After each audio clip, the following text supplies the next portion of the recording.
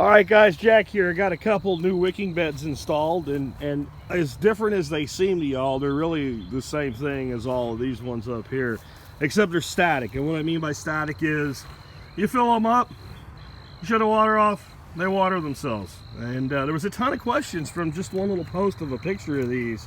So I thought the easiest way to answer those questions would be with a video instead of typing a bunch of stuff on my phone.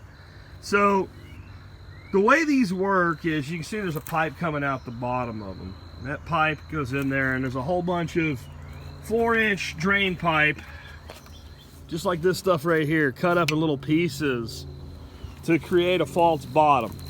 And that's just because it's honestly cheaper to buy that pipe brand new, cut it up and put it down there than it is to buy lava rock. Now I still use lava rock, so kind of you think of the first 4 inches as being a false bottom with that pipe, and there's a few bags of lava rock added. And then after that's done, there's a layer of weed blocker to keep the dirt out of the rock. Then as another separation layer, I put about 1.5 inches of expanded shale. The reason I use that is it's available cheap here, $90 a yard. A yard goes a long way. That pink kiddie pool over there had a yard put in it like a year ago, and with all my uses, I'm still using out of that yard. So it's cheaper than perlite, which you could also use if it's more available. You could use pea gravel. You could use anything. You could use nothing. You could just put your dirt in. I just find that it helps keep that kind of sediment layer and keep the dirt out a little bit better. Then there's just a whole bunch of, well, everything that was around here that I could use to build a soil with. There was a few bags of leaves went in each one, just rotting leaves. There's some old topsoil that was in that blue kiddie pool from a bunch of planters that we dumped out. There was a bag each of just random potting soil. Just enough to build it up to get it very close to the top. Then when I got almost to the top, I laid down another layer of leaves, like to feed the soil organisms. And I have some old duck food that got left in some garbage cans and really doesn't smell very good, so I don't want to feed it to my ducks. So I put a couple scoops of duck feed in there. That's a hack you can use in your gardens, your wicking beds, anywhere. When you're prepping an area to plant trees, it just brings in soil organisms. So I laid down a layer of that, and then I covered it with 2 bags of this new Miracle Grow organic Supreme. It comes in a black and gold bag. I'll walk out of here at the end and I'll show you the bag so you know what I'm talking about. Yeah, I know Miracle Grow is from Scott's, and Scott's, they're Monsanto. No, they're not Monsanto, and it doesn't matter. The way I believe that capitalism works, I know it's another dirty word for some of y'all, the way that I believe that capitalism works is when a company puts out a good, environmentally friendly product, we buy that from them, and that says, hey, do more of that stuff. So this stuff is an all-organic product. It is a beautiful soil. You can see, I just planted, so I don't want to dig in it too much, but I mean, you can...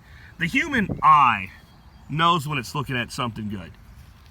We are horticultural creatures, us humans, and we know that. So the next step, I just wanted to go ahead and get the video done before I got into this, because I need to finish up and get to work on the podcast for the day, is to get a layer of mulch down. And I'll probably be using this cypress mulch that I have in the other beds. I love this stuff, especially for wicking beds. And the reason is this stuff doesn't float. It does take a very long time to break down. That means it lasts a long time, but yeah, it also means it doesn't contribute as quickly to your fertility. With everything I just told you, do you think I'm worried about my fertility? We'll add some worms and stuff to this from some of the other beds we'll dig up later. I'll throw a little Dr. Earth on it as well for some more fertility boosts. And of course, it'll get my Garrett juice and stuff that I give everybody and what have you. But that's really it. Now, as to how you water them, I will show you. I am going to automate this and make this simple, so there'll be one lever down at the end that I'll turn. It'll be kind of manifolded like these guys, and I'll be able to turn one lever and do them all at one time. Until then, and if you're putting a couple on your back porch, this is how you water them. You just fill it up. You just fill it up, and if you look down there, you'll see the water level slowly coming up. And when it overfills, that means you're holding water at the level that you have it set for.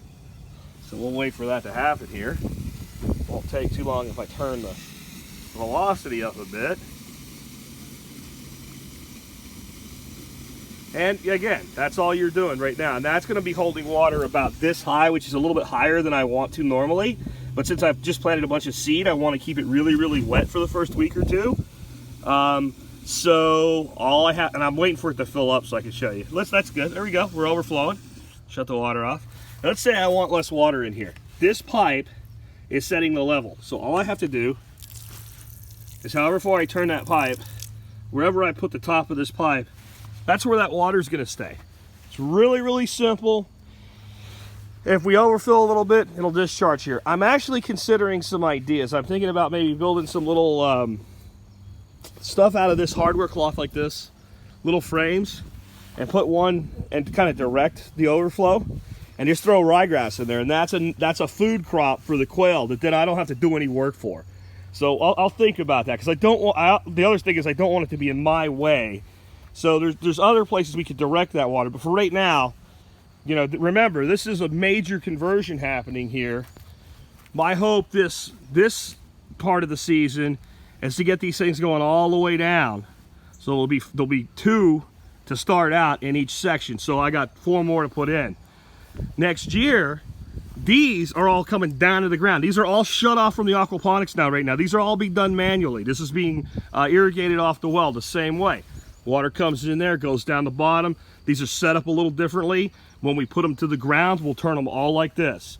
And that's going to give us a lot more production. But the biggest boost in production really is going to be vertical space, because we'll have more space. So I need to give these a surface watering too. So when you plant seed, you do need to surface water.